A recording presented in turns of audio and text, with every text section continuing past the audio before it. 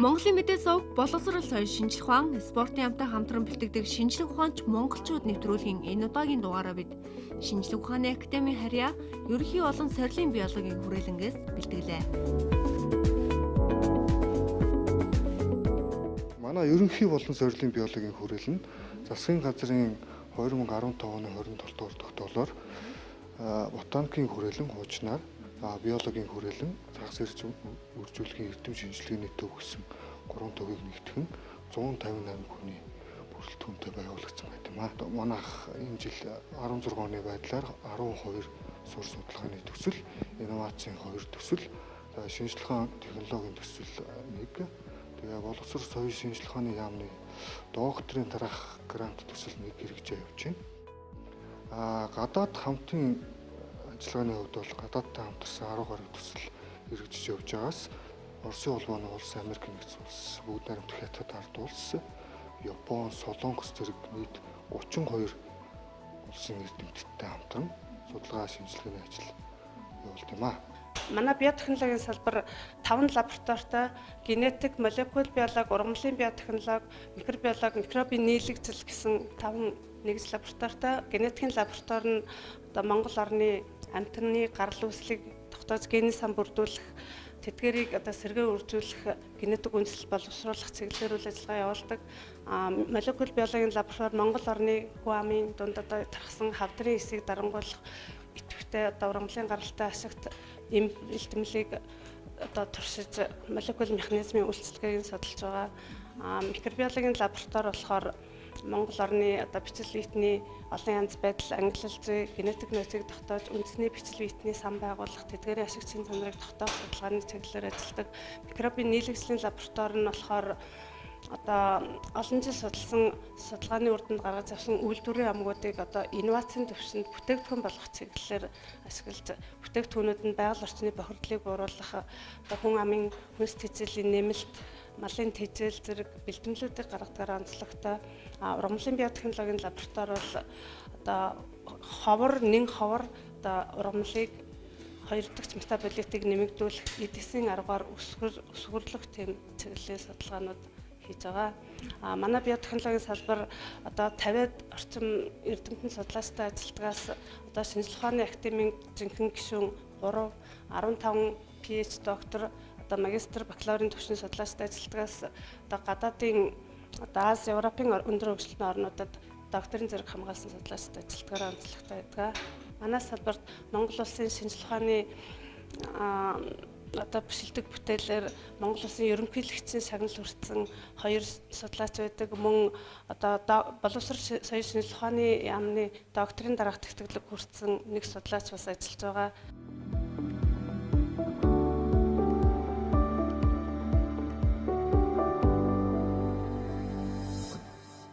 Биологийн нөөц баялаг, биологийн олон янз байдал гэхээр ер нь бол хүмүүс зөвхөн ургамал амьтан гэж ойлгодог. Гэтэл үүнд бол бичил биетнүүд маш чухал байр суурийг эзэлдэг. Манай микробиологийн лаборатори нь Монгол орны бичил биетний эколог, олон янз байдал, генетик нөөцийн судалгааг хийдэг. Тэгээд үндэсний бичил биетний сан бий болгох, инновац биотехнологиг тэтгэх өсгөрүүдийг олж тогтоох чиглэлээр судалгаа явуулдаг. Ангилал зүй олон янз байдлын судалгааны хүрээнд бол бид нар Монгол орны янз бүрийн экосистемийн хөрс, ус, ургамлаас бичил биетний өсгөрүүдийг ялгаж, үүнд бол бактери, мөөгөнцөр, актиномицетүүдийг ялгаж тодорхойлж экологийн нөхцөлтэй холбож судалгаа хийдэг байгаа. Бид нар Японы үндэсний технологи ба үнэлгээний хүрээлэнтэй 2006 оноос хамтран ажиллаад Монгол орны бичил биетний 8000 гаруй өсгөрийг ялгаж 5500 гаруйг нь молекул биологийн аргаар тодорхойлсон байгаа. Үүний үр дүнд Монгол орны бичил биетний 358 төрлийг одоогийн байдлаар тогтоогоод байгаа. Үүний дотор дэлхийн шинжлэх ухааны чинь 1 төрөл 8 зүйлийг тодорхойлоод олон улсад хэвлэлсэн байгаа. Ингээд энэ судалгааны явцад бол 8000 гаруй өсгөртэй Монгол орнодоо хамгийн том өсгөрийн санг, бичил биетний өсгөрийн санг бүрдүүлсэн. Мөн түүнчлэн тэдгээрийн тэр маркер генүүдийн секвенсийн дарааллын мэдээллийн сан бол бий болоод байгаа. Энийг бол тэгээд олон улсын жишг төрсэн бичил бидний сан болгох Монгол орны бичил бидний мэдээллийн сан бүрдүүлэх цаашдын зорилготой байгаа. За генетик нөөцийн судалгааны хүрээнд бол Монгол орны актиномицид янз бүрийн антибиотик нийлэгжүүлэх чадвартай тийм өндөрт идэвхтэй гэдгийг бол тогтоосон. Энэ судалгааг генийн түвшинд гаргаж Японы эрдэмтдтэй хамтарсан судалгааныхаа хүрээнд одоо тэр антибиотикийн нийлэгжлийг хариуцсан генүүдийг ялгаж тодорхойлсон байгаа. Тэгээ үүний үр дүнд бол манай актиномицид тэр генүүд нь олон янз байдал өндөртэй шин генүүдийг бас олж тогтоосон. Тэгэхээр манай өсгөрүүд актиномицидүүд маань шинэ антибиотик нийлэгжүүлэх чадвартай гэдгийг энэ нь бол харуулж байгаа. Энд одоо нөгөө түрүүнд ярьсан 8000 гаруй өсгөртэй бичил биетний Монгол орны хамгийн том бичил биетний сан байгаа гэсэн тэр сангийн маань нэг хэсэг нь харагдаж байна. За хоёлаа гаргаад үзүүлж байна.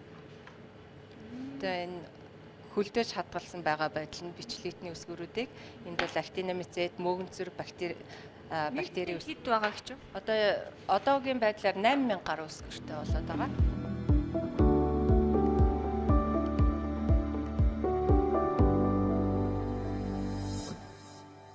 Манай лаборатори болохоор олон жилийн судалгааны үр дүнд одоо үйлдвэрлэлийн омог гаргаж аваад хүнсний үйлдвэрийн 2 дахь түүхийдийг боловсруулан төрөл бүрийн одоо хүнс тэжээлийн нэмэлт бэлтгэл гаргаж авдаг. Мөн эх орны түүхийн эдийн нөөцийг ашиглан бэлтгэлүүд гаргадаг байгаа. Энэ дундаас барагшууныг онцолж хэлэхэд энэ одоо хүн амын эрүүл мэндэд нэн тустай бид нар одоо олон жилийн судалгааны үр дүнд патенттжуулан, стандарттжуулан сая шинжилгээ ухааны технологи инновац 2016 үзэсгэлэнд бас бүтээгдэхүүнээрээ шагнал 2 дугаар байрын шагнал хүртлээ.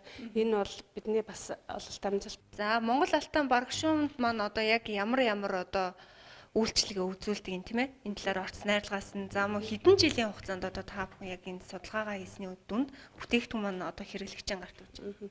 Энэ бол ерөнхийдөө уламжлалт хангах ухаанд эртээр үес хэрэглээд ирсэн бүтээгдэхүүн байна. Тэгээ бид сүүлийн жилүүдэд хим микробиологийн судалгааг түлхүү хийсний үндсэн дээр одоо эрдэс баялаг, амин хүчлээр баялаг гэдгийг тогтоогоод бас микробиологийн судалгаар одоо бактери мөөгөнцрийн эсрэг үйлчлэх өндөр идэвхтэй гэдэг нь гараад тэгээ бид энийг одоо оюуны өмчийн баталгаажуулалт хийлгээд ард түмэн төрөгт эрдэс одоо энэ ясны бэртэнг одоо хүн амын одоо энэ агаарын бохирдлоос одоо сэргэл хорыг гадагшлуулах үйлчлэгээтэй дээрэс нь одоо дархлаас сэргээдэг ийм одоо бас шидтэй бүтээгдэхүүн л дээ нэг одоо яг энэ утаа ихсэж байгаа үед бол барагшууныг бол хэрэглэх тохиромжтой юм байна тийм ээ. Маш тохиромжтой дээрэс нь өглөө орой ууж хэрэгэлдэг тэгээд хорыг гадагшлуулдаг энэ туяаны эсрэг бас үйлчлэгээтэй гэдгээрээ бас ерөнхийдөө маш их ашигтай бүтээгдэхүүн болоод байгаа л да. Тэгээд хамгийн түрүүнд одоо ясны бэртэнгэнд бол одоо кальцийн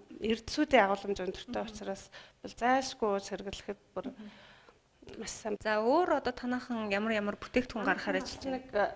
Одоо 2 дахь хүнсний үйлдвэрийн 2 дахь түүхийдийг ашиглаж малын тэжээл бордоо хийх гэсэн инновацийн төсөл хэрэгжүүлдэг. Тэрний үндсэн дээр одоо пиавны шар, пиавны хаягдал хөрөнгө, спиртийн шар, шарсуу зэргийг ашиглаад малын тэжээл, биологийн бордоонуудыг гаргаж авч энэ Апо хувьцаат компани фермерийн аж ахуйн одоо тугуул тэгээд бас хөдөө аж ахуйн хүлэмж төмс тариалах газар тариалангийн аж ахуйд бол бүтээгдэхүүнүүдэд туршаад бас үр дүнд хүрсэн байгаа. Бид нар бас энэ одоо ургамлын одоо үнэрт нэгдэл эфирийн тосны судалгаа хийдэг. Энэ эфирийн тос маань бас биологийн өндөр идэвхтэй бичил биетний эсрэг айгүй өндөр үйлчлэгээ үзүүлдэг учраас бид нар бас хүнс тэжээлийг одоо хадгалтыг уртасгах, ариутгалын бэлтгэл хийх зэргээр бас тийм судалгаа хийдэг. Мөн бас ийм бүтээгдэхүүнүүдэд үргэлжлүүлэн одоо бас замгийн судалгаа хийдэг. Замаг маань бас одоо бас ургамлын өсөлтийг дэмждэг. Мөн бактериудын судалгаа тэтгэр нь бас ургамлын өсөлтийг дэмжих зэргээр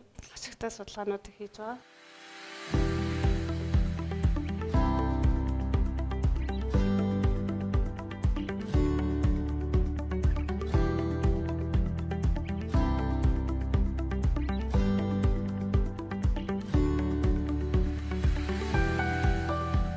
Лаборатори бол одоо ерөнхий болон сорилын биологийн хүрээлэнгийн молекул биологи лаборатори гэж явдаг. Сүүлийн 3 жилийн хугацаанд хавдрын эсийн өсгөний үйл ажиллагаанд зарим бүтц үзүүлэх нөлөө гэсэн сэдвт ажилтай. Сорь сулгааны сэдвчлэл явуулж байна. Энэ ажлын хүрээнд бид нэр юу хийж байгаа вэ гэх юм бол уламжлалт хангах ухаанд өргөн хэрэглэгддэг байсан эмийн ургамлуудаас цэвэр бодис дангаар нь ялгаж авч тэдгэрийгээ илгэний хавдар мөн түрүү булчхан хавдар зэрэг хавдрын эсүүдэд тэдгэрийн ургалт тэдгэрийн шилжилт хөдөлгөөн энтерт ямар нөлөө үзүүлж байгаа гэдгийг судалж байгаа. Тэг ерөнхий ач холбогдол юм бол дэлхийн нийтэд чухал асуудал тийм ганга ухааны хамгийн чухал асуудал болчиход байгаа. Хавдрын эсэд манай уламжлалт хангах ухаанд хэлдэг гэсэн юмудын ургамлуудын судал зас ялгсан бодисуудын нөлөөлөл гэдгийг судалж байна. За манай лаборатори байгаль орчны хамтаа хамтарч Монгол улсаас экспорт нь гаргаж байгаа ургамлууд дээр хувирсан амьд организм тодорхойлох онцлогоо хийдэг итгэмжлэгдсэн лаборатори гэж явдаг. Мөн манай гадаад хамтран ажиллагааны хүрээнд Японы хүрээлэнгүүтэй хамтарч Монгол адуунд анх удаа адууны гепатитын С вирус гэж хүний С вирустэй их ойрхон тэм вирусыг Монголын адуунд, гэрийн адуунд илрүүлж тэдгэрийн филогенетикийн судалгааг хийж байгаа. Эхнээсээ гадаадын хамтлан сэтгүүлүүдээр хэвлэгдээд эхэлчихсэн байгаа. Альфа бета болтойн Eliza Kit гэдэг энэ цомгийг манай лаборатори маш олон жилийн 10 жилийн судалгааныхаа үндсэн дээр хийсэн тийм бүтээл байгаа. Хамгийн сүүлд 3 жилийн инновацийн төслөөр хийж гүйцэтгээд түрүү жил бэлэн болгосон юм. За энэ дээр цомог гэдэг нь яг юу гэсэн үг юм бэ гэхээр ямар нэгэн өвчнийг онцлох бодис урвалж тийм ээ тэрэнд хэрэгтэй сав гээд бүх юмыг нь бэлэн нэг хэлцэнд хийцэн байгаа юмыг л цомог гэж. Жишээлбэл одоо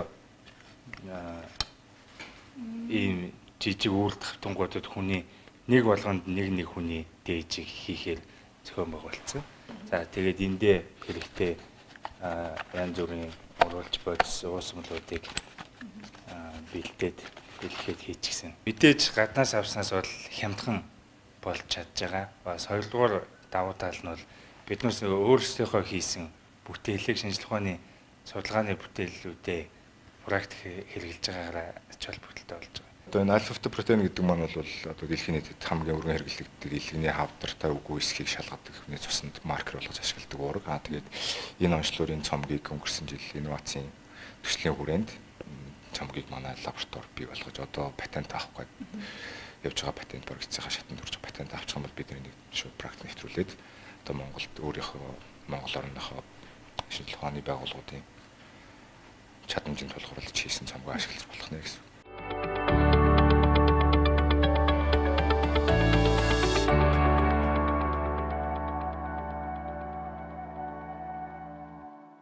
Нэвтрүүлэг маань үргэлжлэн урч байна. Тэгэхээр Монгол оронд бол нийт 33 мянга гаруй одоо ургамлын төрөл зөвлөдөг гэж байна. Тэгэхээр яг энэ лабораторид маань ургамлын биотехнологийн лабораторид маань өнөөдөр яг энэ чиглэлээр судалгаа хийж байгаа тийм ээ. Энэ ургамлуудын талаар. Монгол оронд маань одоо Монголын улаан ном гэдэг улаан ном 2007-2013 за мөн одоо улаан данс гэсэн ийм эмгэтгэлүүдээр манай ургамал судлаачид шинжлэх ухааны академийн одоо ургамал судлаач ургамлын англи зүйчт маань бол Монгол Улсын их сургууль гэдэг нэ бусад одоо ихтэй сургуулиудын хамтарсан ийм одоо данс номонд бол нийт Монголд бол 133 зүйл одоо ховорцсон юм ургамал байна. Мөн одоо ус дахь аюулд орж байгаа юм ургамал байна гэж үзэж байгаа. За тус лабораторид бол сүүлийн жилүүдэд суурь судалгааг 2011-ээс 13, 14-ээс 16 гэд энэ суурь судалгаа болон мөн одоо грант зарим шинжлэх ухааны технологийн төслүүдээр зарим устдаж ховордож байгаа нэг ховор ургамал болох эгэл годол цагаан цэн за мөн одоо ашигт ургамал болох нарийн навчид захирдаг мөн эгэл буржгар сараан зэрэг ийм ургамлууд дээр бол мөн урд жилүүдэд нь бол эмийн бамбаа, жихэр өвс, эгэл өмхөн өвс гэсэн эдгээр одоо ургамлууд дээр амжилттай одоо эдсийн үсгэрийн судалгаа хийж зарим ургамлыг бол инвитрод гаргаж авч эксвитрод шилжүүлэх, хүлэмжиндээр шилжүүлэх мөн одоо зарим одоо компани гадаад талбайд шилжүүлэх ийм амжилттайгаар ажиллаж байна. Бидний хайжууд бол энэ шилэнд одоо зарим төрлийн ургамал байна тийм ээ. Жишээлбэл одоо энэ ямар төрлийн ургамал вэ? Энийг одоо ямар зориултаар одоо хадгалж өсгөж үржүүлж байна тийм ээ. Ургамал одоо эгэл гойдол буюу ард түмний одоо нэрлэж заншснаар шудаг гэдэг ургамал байгаа. За энэ ургамал маань бол маш олон эм танд ордог. Жишээлбэл Монгол төвдийн ангаах уламжилт ангаах ухаанд ордог одоо танд ордог давтамжаараа нэгт. За Монголд бол дөрөвд Монголд бол нэгт ордог гэсэн эм эмийн ургамал байгаа. За энэ маань бол өөрөө бол усанд ургадаг. За энэ ургамал бол одоо тармилжуулах бид нар бол энэ эдийн засгийн аргаар бол ургуулж одоо бичил ургамлаа гаргаж аваад мөн одоо энэ бусад одоо жишээлбэл энтхэгд бол унган ургамал гэж байгаа. Энтхэгийн за мөн хятадд ургадаг. За тэгэхээр энэ эдгээр одоо энтхэг болон хятадд ургадаг ургамалтаа бол харьцуулсан судалгааг бол хийсэн байгаа. Ингээд харьцуулсан одоо биохими анализ хийж үзэхэд бол манай Монгол оронд ургадаг эгэл гойц бидний гаргаж авсан энэ одоо биотехнологийн аргаар гаргаж авсан бичил ургамалд агуулгадж байгаа үндэслэг гишэнд нь агуулгадж байгаа энэ бодисын агууламж бол антиоксидант идэвх нь бол бусад одоо орныхоос бол илүү идэвхтэй гарсан байгаа. Тэгэхээр энийг бол бид нар одоо бас олон улсын сэтгүүлд бол хамтарсан юм өгүүлэлт бол хэвлүүлчихсэн байгаа амжилттай. Тухайлбал энэ одоо бас арай өөр төрлийн ургамал байна тийм ээ. Энэ яг ямар ургамал? Монгол оронд бол шаргалдуул лидер гэдэг нэг ховор мөн үнэгэн сүлхээ лидер гэдэг ховор ийм хоёр ургамал. За энэ бол яг одоо үнэгэн сүлхээ лидер гэдэг ургамал байгаа. За үнэгэн сүлхээ лидер ургамал нь бол шаргалдуул лидер нь бол ховор ургамал учраас орлуулах эмийн одоо ачааллаар эмийн үйлчлэгээр бол илүү ийм ургамал байгаа. Тэгэхээр энэ үнэгэн сүлхээ лидер ургамлыг бол бичил ургамал бас гаргаж аваад биотехнологи аргаар гаргаж аваад бид нар бол дан ганц одоо энэ ургамал гаргах юм өсгөр хийх судалгааны ажил биш. Үүний зэрэгцээ ер нь ургамлын одоо бие эрхтэн тийм ээ өөрөө одоо салангад дан ганцаар нь дагнан одоо бие дааж ингэж бүхэл бүтэн ургамал болж байгаа. Мөн одоо түүнд дагуулгадах хоёр дахь метаболит химийн одоо нэгдлүүд нь хэрхэн одоо өөрчлөгддгийг. За энэ талаар мөн одоо атом бүтцийн судалгаагийн гэх зэрэгээр бол физиолог мөн атом химийн судалгаанууд нь бол суурь судалгаанууд нь бол зэрэг одоо хийгдэж явагддгаар бол бусад одоо тармилжуулалт хийж байгаа судлаачид мөн одоо сонирхогчдоос бол эрс ялгаатай гэж үздэг юм аа бид нар тийм. Бидний энэ лаборатори бол ерөөсөө л зөвхөн Монгол орны мал амьтны генетикийн судалгаа хийдэг. Бид юуг нь хийдэм бэ гэж. Бид бол энэ малын үнэхээр энэ манайхны явуулсан ардын селекц дээрээс нь байгалийн шалгарал.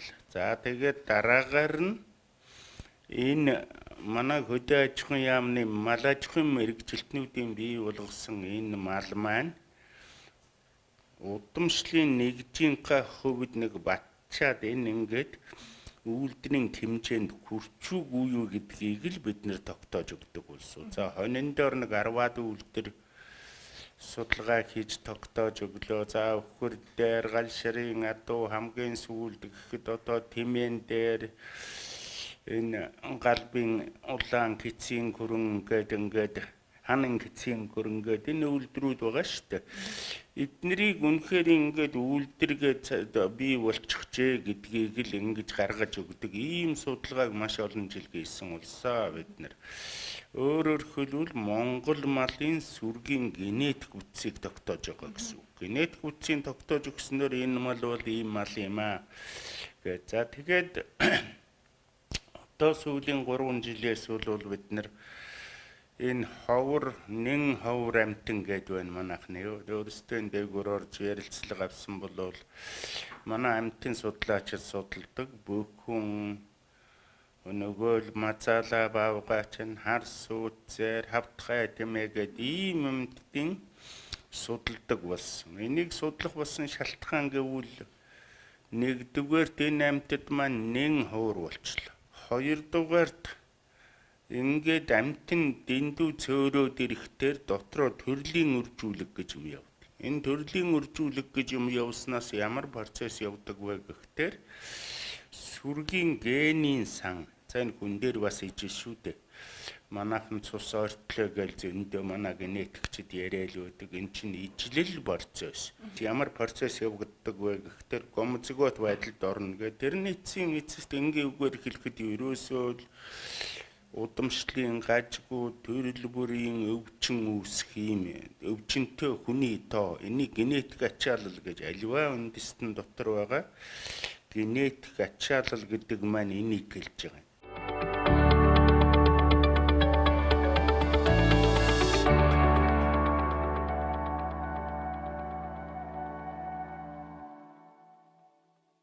Ботаникийн цэцэрлэгийн салбарын ургамлын интродукцийн лаборатори нь Монгол орны байгалийн ургамлыг тармилжуулах, мөн гадаад орны тармил сортуудыг нутагшуулах, тэдгээрийн амьд ургамлын битгомныг байгуулах, нэн ховор ургамлын генофондыг нь XCD нөхцөлд хадгалж хамгаалах, тэдгээрийг үржүүлэх, мөн хоцорон газрын ногоон байгууламжинд ашиглах шин зүйлийн сорт зүйлүүдийг гаргах интродукцийн судалгааны ажлыг бол явуулж байна. Байгалийн ургамлыг тармилжуулах, гадаад орны зүү сортуудыг нутагшуулах ажлыг тус цэцэрлэгийн үе үеийн судлаачид үе дамжуулан явуулж ирсний үр дүнд одоогийн байдлаар 41 овгийн 141 төрөлд хамаарах 305 зүйл ургамлын цуглуулгыг бол бүрдүүлсэн байдаг. Үүнээсээ Монгол орны улаан наманд бүртгэгдсэн, байгалийн тухай хуулийн хавсралтанд бүртгэгдсэн ховор ургамал бол нэг 70 зүйл орчмын ховор ургамлын амьд ургамлын коллекцийг бол манай хамт бол бүрдүүлсэн байна. Мөн цаашид нутагших ирээдүйтэй ургамлаар 0.5 гад байнгын үзүүлбэрийн энэ талбайтай мөн тармилжуулж байгаа голт боор, сирен, хуус мөн өвсөг ургамлаас цахилдаг цээн, сонгон, саргааны зэрэг төрөлцсөн ургамлын цуглуулгын талбайг бол 0.5 гад бас бүрдүүлээд байна. Энэ амьд ургамлын цуглуулгыг бүрдүүлснээр Монгол орны байгалийн нэн ховор ургамлын зүйлсийг нэг зохистой газар буюу XCD нөхцөлд хадгалж хамгаалan цаашид үржүүлж ошруулах, үржүүлэх зардлыг хэмснээрээ нийгмийн эдийн засгийн ач холбогдолтой мөн цаашлаад боловсролын салбарт чухал мэдээлэл хэрэглэгдэх хүн мөн ургамлын олон янз хэлбэрийг таньж, мэдэх, ойлгох, байгаль орчныг хамгаалах мөн цаашид инновацийг хэрэгжүүлэх зэрэг олон талт үйл ажиллагаанд байгаль орчны яамнаас хэрэгжүүлж буй бодлого үйл ажиллагаатай бүрэн нийцж байгаараа нийгмийн ач холбогдолтой мөн ботаникийн цэцэрлэгт тармилжуулж нутагшуулж байгаа ургамлуудын биологи, физиологи, эмбриологи, мөн битохим болон биохимийн эдийн үсгүүрүүдийн судлаачдын судалгааны объект болдгоороо мөн шинжлэх ухааны ач холбогдолтой.